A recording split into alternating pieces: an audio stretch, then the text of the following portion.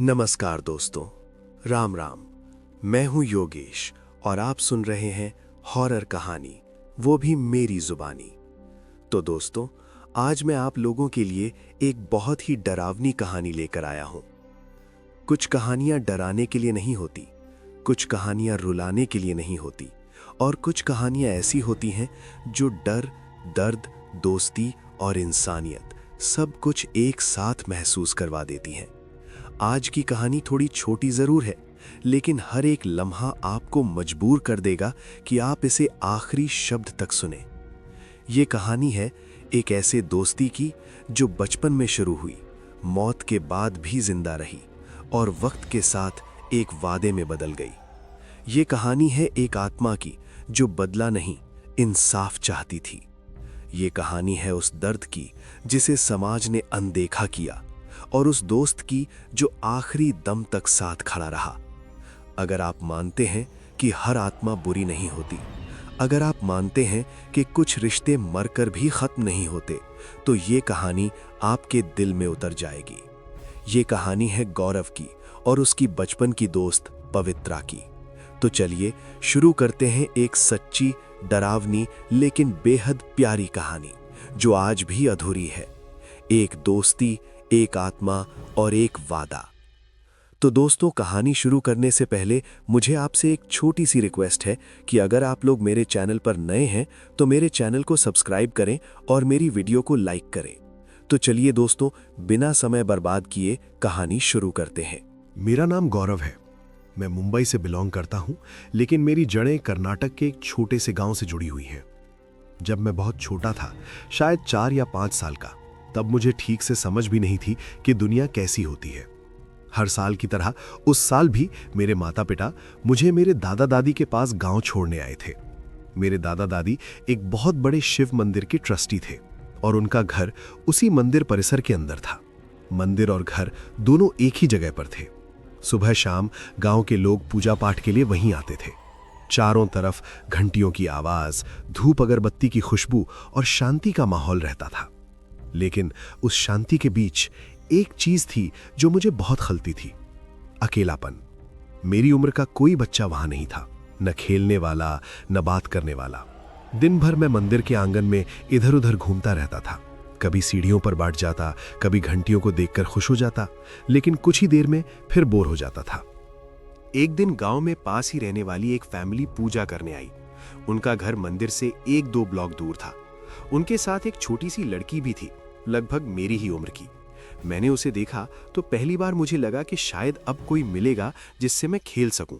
मैं उसके पास गया, लेकिन वो सीधे अपनी माँ के पीछे जाकर छुप गई।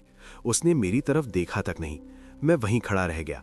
थोड़ी देर बाद वापस आकर मंदिर के आंगन में बैठ गया। उस दिन पहली बार मैंने अपने पापा से कहा कि मुझे वापस मुंबई जाना है। मैंने उनसे बोला कि यहाँ मेरे साथ खेलने वाला कोई नहीं है, मैं बहुत बोर हो जाता हूँ। उस समय मोबाइल, टीवी या कोई और साधन नहीं था जिससे समय कट जाए। बच्चे बस खेल से ही खुश होते थे और मेरे पास खेलने के लिए कोई नहीं था। पापा ने मुझे समझाया और उसी लड़की के घर मुझे लेकर गए ताकि मैं उसके साथ खेल सकूं। गांव में उस समय जाति को लेकर बहुत फर्क किया जाता था। मेरे दादा ने पहले मना किया, लेकिन पापा ने कहा कि बच्चों में कोई भेद नहीं होता। उन्होंने उस लड़की के माता पिता से बात की और बताया कि हम बाहर से आए हैं और अगर उन्हें कोई आपत्ति ना हो तो मैं उनकी बेटी के साथ खेल सकता हूं। उन्होंने बहुत साधारण तरीके से हामी भर दी। शुरू में हम दोनों थोड़े झिझक रहे थे, लेकिन कुछ ही घंटों में हम साथ खेलने लगे। मिट्टी में खेलना, पत्थर इकट्ठा करना, मंदिर के पीछे दौड़ लगाना, सब कुछ अपने आप होने लगा। 10 दिनों तक मैं गांव में रहा और हर दिन मैं उसी के साथ खेलता था। धीरे धीरे हमारे बीच एक ऐसी दोस्ती बन गई जो उम्र से बहुत बड़ी थी। हम बच्चे थे, लेकिन हमारे बीच अपनापन था। उसी दिन से वो मेरी सबसे करीबी दोस्त बन गई, पवित्रा। इसके बाद जब भी मैं साल में 2-3 बार गांव आता, पवित्रा से मिलना जरूर होता।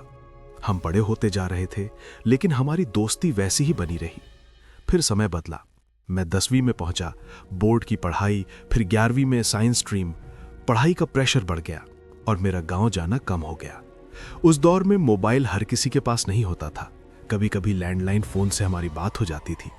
एक बार 11वीं में हमारी किसी बात पर बहस हो गई। उसने कहा कि अब फोन मत करना। शायद बचपना था, शायद ईगो, मैंने भी दोबारा कॉल नहीं किया। समय बीतता गया, 12वीं खत्म हुई और तब मुझे लगा कि अब गांव जाकर सब ठीक कर लूंगा। मन में बस यही था कि पवित्रा से मिलकर सब सही कर लूंगा। जब मैं 2 साल बाद गांव पहुंचा तो सबसे पहले अपने घर गया, बैग रखा और सीधे पवित्रा के घर की तरफ निकल पड़ा। लेकिन वहां पहुंचकर जो देखा उसने मुझे अंदर तक हिला दिया। उसका घर खंडहर बन चुका था, आसपास के घर भी खाली थे, किसी के रहने का कोई निशान नहीं था। मैं समझ ही नहीं पाया कि ऐसा कैसे हो सकता है। मैंने गांव के कुछ बच्चों से पूछा तो उन्होंने कहा कि पवित्रा और उसकी फैमिली बहुत पहले यहां से चली गई है। कहां गई किसी को नहीं पता। उस दिन पहली बार मुझे लगा कि शायद मुझसे बहुत बड़ी गलती हो गई थी। अगर मैंने उस दिन फोन कर लिया होता तो शायद सब कुछ अलग होता।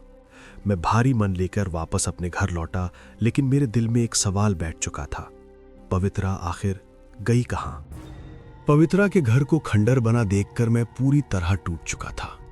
मन मानने को तैयार ही नहीं था कि वो बस ऐसे ही चली गई होगी।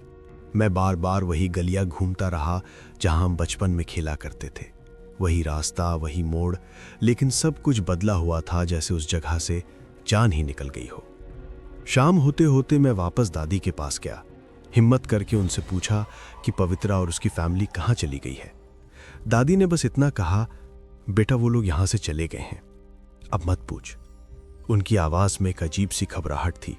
मुझे समझ आ गया कि बात इतनी सीधी नहीं है। मैंने बहुत कोशिश की, लेकिन गांव में कोई खुलकर कुछ बताने को तैयार नहीं था।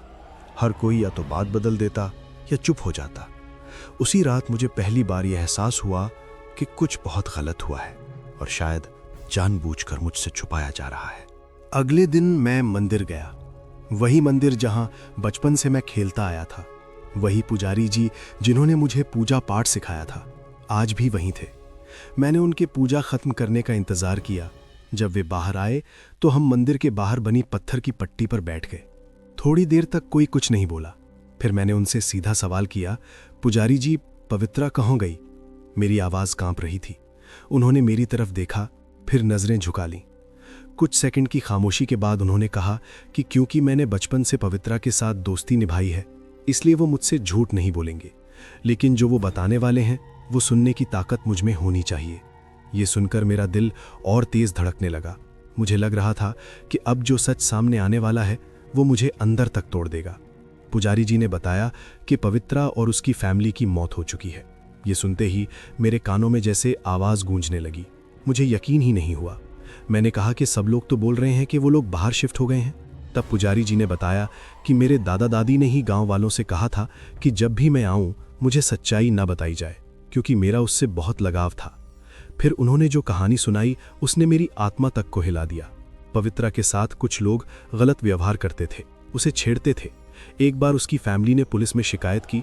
उन लड़कों को कुछ समय के लिए जेल भी हुई, लेकिन सबूत न होने के कारण उन्हें छोड़ दिया गया। इसके बाद उन्होंने बदला लेने की ठान ली। एक रात वे लड़के पवित्रा के घर में घुस आए। उसके माता पिता को पकड़कर उनके मुंह में कपड़ा ठूंस दिया ताकि कोई आवाज बाहर न जाए। उन्हें तब तक पीटा गया जब तक उनकी मौत नहीं हो गई।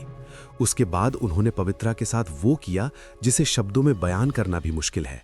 बार बार उसके साथ नीच हरकतें की गईं जब तक उसकी भी जान नहीं चली गई। इसके बाद घर बंद करके वे सब भाग गए। 2-3 दिन तक किसी को कुछ पता नहीं चला।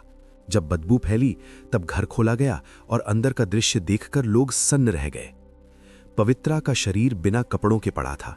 पुलिस आई, जांच हुई, लेकिन वो लोग प्रभावशाली थे। धीरे धीरे सब छूट गए।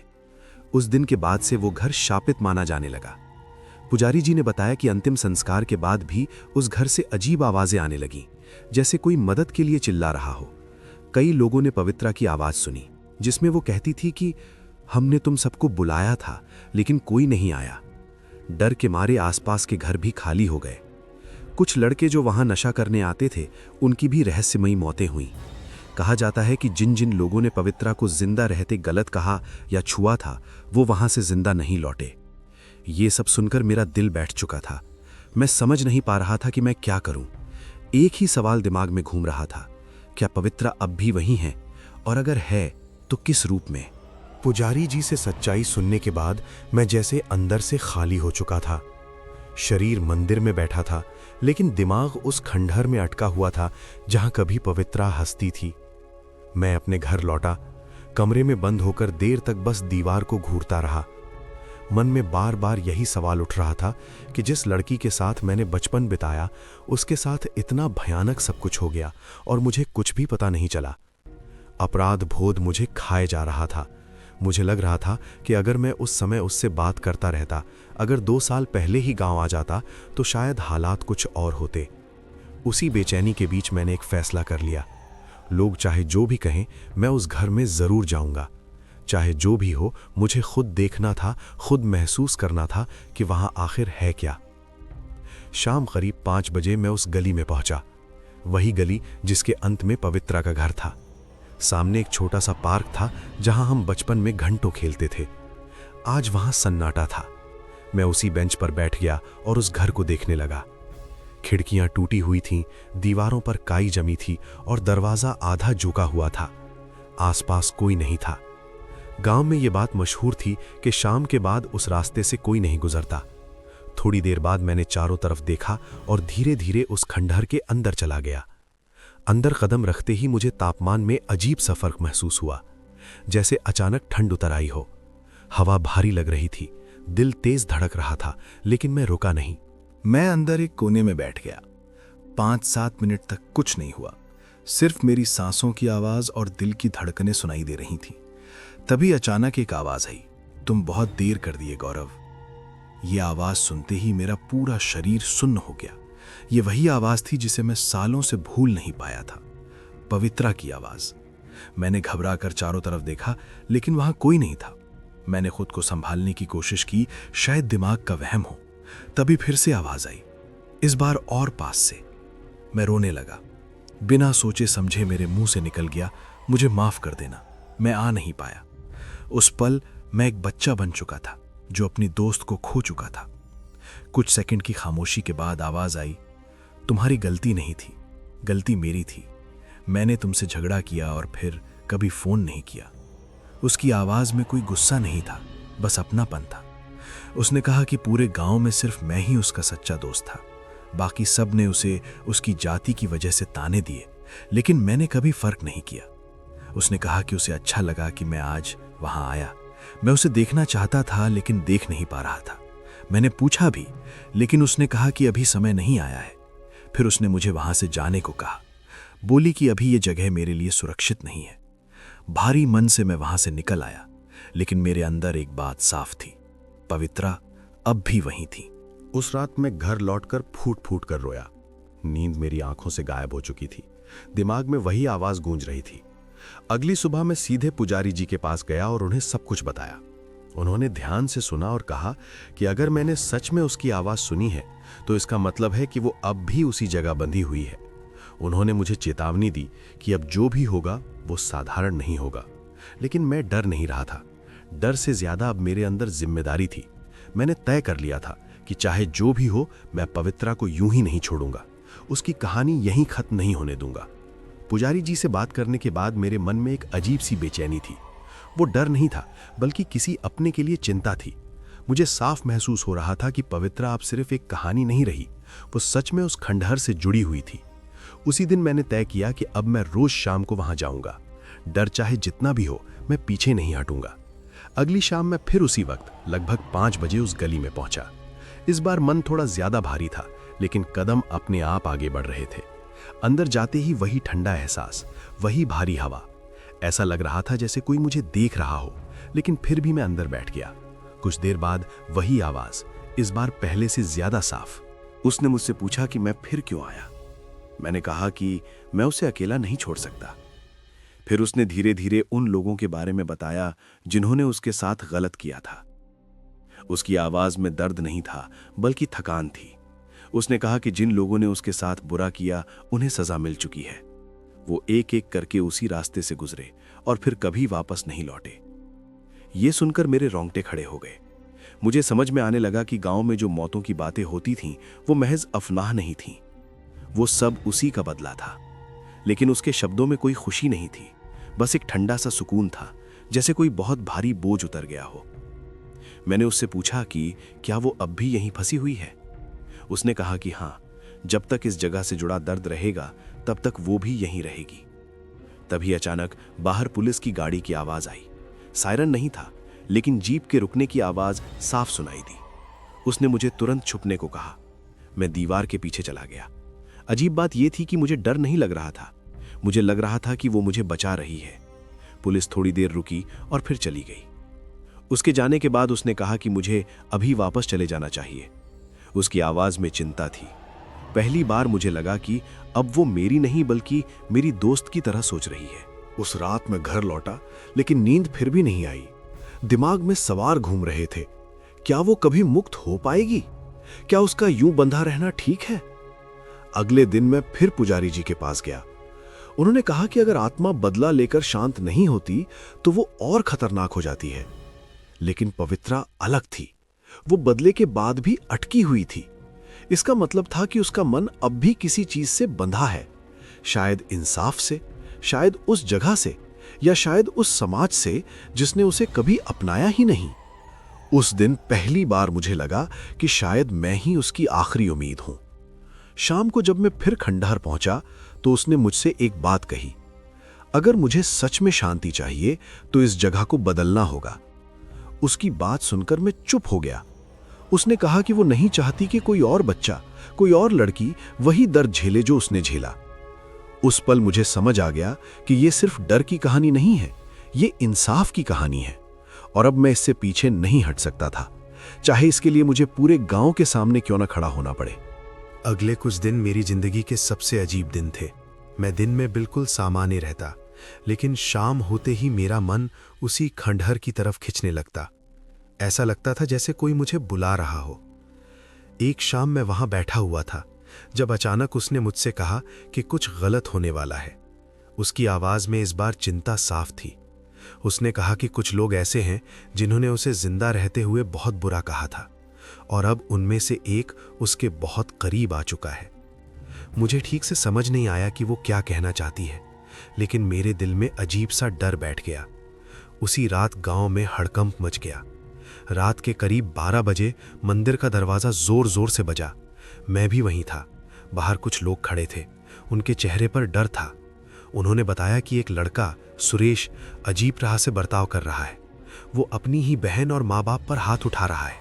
उसके अंदर कोई और बोल रहा है। ये सुनते ही मेरे पैरों तले जमीन खिसक गई। मैं समझ गया कि पवित्रा ने उसे पजेस कर लिया है। पुजारी जी तुरंत तैयार हुए। एक तांत्रिक को भी बुलाया गया। मैं भी उनके साथ जाना चाहता था, लेकिन पहले मुझे मना कर दिया गया। बाद में पुजारी जी ने सबको समझाया कि पवित्रा मुझे नुकसान नहीं पहुंचा सकती। हम सुरेश के घर पहुंचे। बाहर ही डरावना माहौल था। अंदर से चीखें आ रही थीं। तांत्रिक मंत्र पढ़ रहा था, लेकिन अंदर से आवाज आ रही थी, गुस्से से भरी, ठंडी। पुजारी जी ने मुझे अंदर जाने दिया। जैसे ही मैं अंदर गया, मुझे एहसास हो गया कि ये वही है। मैंने उसका नाम लिया, पवित्रा। सुरेश का शरीर झटके खाने लगा। उसी आवाज में उसने मुझसे कहा कि मैं यहां से चला जाऊं। उसने साफ कहा कि वो मुझे नुकसान नहीं करेगी, लेकिन सुरेश को नहीं छोड़ेगी। उसका बदला पूरा होना चाहिए था। मैंने उससे बहुत देर तक बात की। उसे याद दिलाया कि सुरेश की एक छोटी बहन है जो उसे भैया मानती है।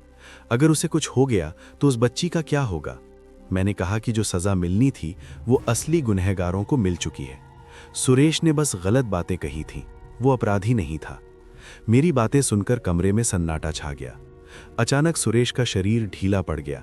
एक ठंडी हवा कमरे से बाहर निकली। सब कुछ शांत हो गया।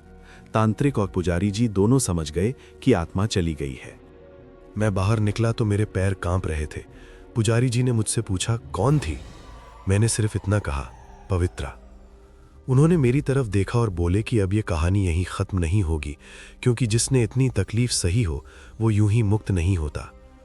उस रात मैं समझ गया कि मैं सिर्फ उसका दोस्त नहीं हूं, मैं उसकी आखिरी डोर हूं जो उसे इस दुनिया से बांधे हुए है। सुरेश वाले मामले के बाद गांव में ये बात साफ हो चुकी थी कि पवित्रा अब भी मौजूद है, लेकिन वो अंधी हिंसा नहीं कर रही।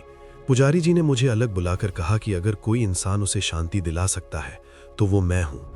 उन्होंने साफ शब्दों में कहा कि बदला लेने के बाद भी आत्मा तभी मुक्त होती है जब उसका आखिरी अधूरा सपना पूरा हो। उसी शाम मैं फिर खंडहर पहुंचा। उसने मुझसे कहा कि उसे बदला नहीं, बस इंसाफ चाहिए। उसने बताया कि वो चाहती है कि उस घर की जगह एक ऐसा पार्क बने जहां हर जाति, हर वर्ग के बच्चे बिना डर के खेल सकें, जहां किसी को नीचा न समझा जाए। उसकी आवाज में पहली बार उम्मीद थी। मैंने पुजारी जी और अपने पिता से ये बात की। शुरुआत में सबको ये असंभव लगा, लेकिन धीरे धीरे गांव वालों को भी सच्चाई समझ में आने लगी। सरकार से अनुमति ली गई, गांव के लोगों ने भी मदद की। उस खंडर को गिराया गया। जब पहली दीवार गिरी तो मुझे लगा जैसे कोई भारी बोझ मेरे सीने से हट गया हो। मुझे साफ दिख रहा था, पवित्रा सामने खड़ी थी, मुस्कुरा रही थी। किसी और को वो दिखाई नहीं दे रही थी, सिर्फ मुझे। उसने कहा कि अब उसका दर्द हल्का हो गया है, अब वो आजाद होने के करीब है। 1 साल तक पार्क का काम चला। हर दिन मैं वहां जाता था। वो कभी बोलती नहीं थी, बस दूर खड़ी रहती थी। उद्घाटन के दिन वो बहुत खुश थी। उस दिन उसने मुझसे कहा कि उसका समय अब खत्म होने वाला है। उसने बताया कि वो हमेशा के लिए चली जाएगी, लेकिन एक वादा करके। उसने कहा कि जब मैं 30 साल का हो जाऊंगा तब वो मेरी जिंदगी में एक नई शक्ल में वापस आएगी। ये सुनकर मेरी आंखों से आंसू बह निकले। मैंने पूछा कि क्या मैं उसे फिर कभी देख पाऊंगा। उसने बस इतना कहा, हर कहानी का अंत नहीं होता गौरव, कुछ कहानियां बस रूप बदल लेती हैं। साल बीतते गए। मैंने पढ़ाई पूरी की, नौकरी की, शादी हुई। मैंने अपनी पत्नी को सब कुछ बताया था। जब मैं 30 साल का हुआ तब पवित्रा उस आखिरी बार आई। उसने कहा, अब मुझे जाना होगा। वो मुस्कुराई और धीरे धीरे हवा में घुल गई। उसके बाद मैंने उसे कभी नहीं देखा। 2 साल बाद हमारी एक बेटी हुई। जब मैंने उसे पहली बार गोद में लिया तो मेरे दिल में अजीब सी शांति उतर आई। मैंने उसका नाम रखा पवित्रा। उस पल मुझे एहसास हुआ कि उसने अपना वादा निभाया है। आज जब मैं पीछे मुड़कर देखता हूं तो समझ आता है कि ये कहानी डर की नहीं थी, ये दोस्ती, इंसाफ और इंसानियत की कहानी थी। पवित्रा अब किसी खंडहर में बंद आत्मा नहीं है। वो हर उस बच्चे की हंसी में जिंदा है जो उस पार्क में खेलता है, और मेरी बेटी में वो हर दिन मेरे सामने है। कुछ रिश्ते मरकर भी खत्म नहीं होते, वो बस एक नई जिंदगी में लौट आते हैं।